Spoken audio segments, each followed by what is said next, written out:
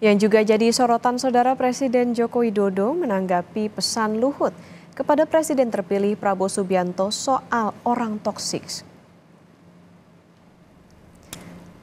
Jokowi pun membenarkan pesan Luhut kepada Prabowo soal orang toksik. Kendati demikian, Jokowi enggan menjawab siapa sosok yang dianggap toksik oleh Luhut. Jokowi hanya bilang, tanyakan kepada Luhut soal orang toksik itu. Sebelumnya, Menko Marves Luhut Binsar Panjaitan menyampaikan pesan kepada Prabowo agar tidak membawa orang toksik ke kabinetnya.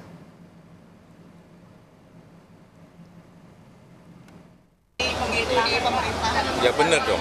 Jadi sebenarnya benar ya. Benar. Kemana Pak? Hah? Ya ditanyakan kepada yang menyampaikan. Tanyakan ke Pak Luhut. Seperti apa melihat Indonesia yang sekarang? Menurut Ketua Umum Projo, Budi Aris Setiadi, pesan Luhut kepada Prabowo soal orang toksik itu adalah nasihat yang bagus. Bahkan Budi menilai orang toksik itu adalah orang yang anti rakyat. Menurut Budi, hal itu bisa dilihat dari kebijakan yang tidak memihak rakyat.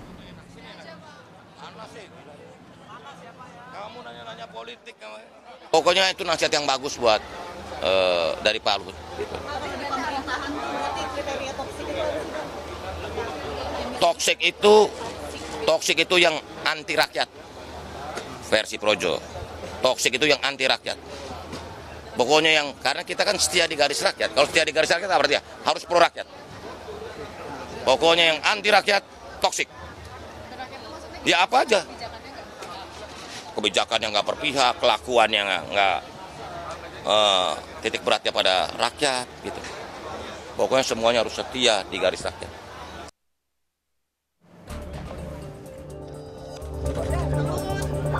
Menteri Koordinator Bidang Kemaritiman dan Investasi Luhut Binsar Panjaitan menyampaikan pesan kepada Presiden terpilih Prabowo Subianto agar tidak membawa orang toksik di kabinetnya. Lewat juru bicara Menko Marves Jody Mahardi melalui pesan singkat yang dikirimkan ke redaksi Kompas TV, ia angkat bicara maksud toksik tersebut. Jody menyatakan Luhut hanya beri pesan kepada Presiden terpilih Prabowo Subianto untuk tidak bawa orang toksik ke pemerintahannya agar tidak menghambat kinerja kabinet Prabowo. Menanggapi pernyataan Menko Marves Luhut Panjaitan, Wakil Presiden terpilih Gibran Rakabuming Raka mengaku tidak tahu siapa orang toksik yang dimaksud oleh Luhut Binsar Panjaitan.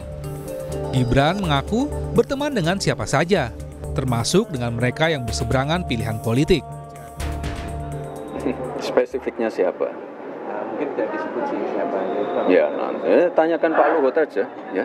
Misalkan ya, kami siap untuk merangkul semua, kami siap untuk menerima masukan dari semua, kami siap untuk menerima evaluasi dari semua. Jadi ya, saya kira tidak masalah, ya. Wakil Ketua Umum Partai Gerindra Habibur Rahman menilai pesan Luhut sebagai nasihat seorang senior kepada juniornya. Habibur Rahman mengungkap Prabowo akan memilih orang yang memiliki kesamaan visi dan misi. Pernyataan Pak Luhut, ya, bahwa agar Pak Prabowo tidak membawa sosok toksik ke dalam kabinet.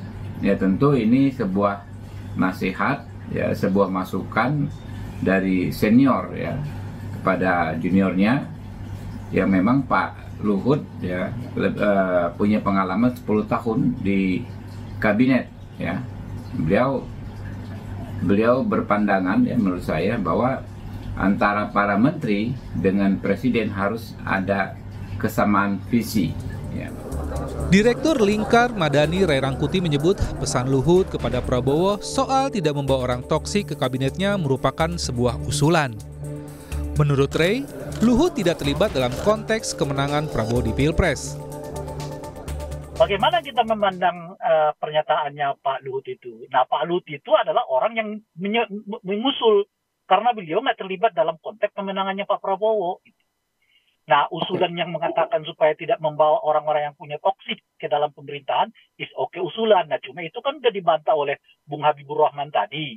Beliau mengatakan elit-elit politik ini nggak ada yang punya toksik lah, gitu. Nah, kalau begitu, Bang tinggal ditanyakan kepada Pak Luhut, siapa orang yang disebut dengan toksik itu? Jangan-jangan justru ada di partai-partai pengusungnya Pak Prabowo, kita nggak tahu. Gitu loh.